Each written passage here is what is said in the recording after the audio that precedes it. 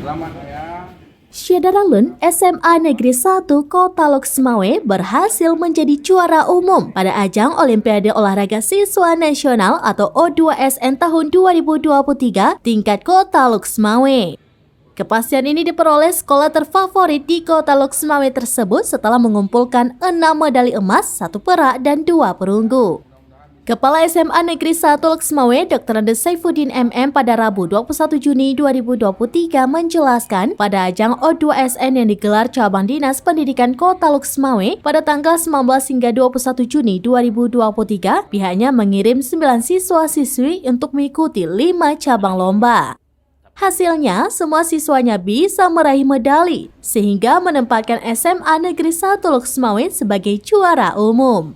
Para siswa yang berhasil meraih medali emas adalah M. Naufal Janasmara, cabang karate putra, Aisyah Humaira, cabang karate putri, M. Syafa Al-Falak, cabang bulu tangkis putra, Zahratun Nisa, cabang bulu tangkis putri, Zidaneina Ahmad Nashwan, cabang renang putra, dan Intan Tri Ayu Lestari, cabang atletik putri.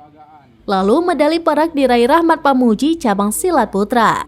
Serta 2 medali perunggu masing-masing diraih M. Farhan, cabang atletik putra, dan Faradila Hilmiah, cabang renang putri. Dari Loksmawe, Saiful Bahri, Seramines.com.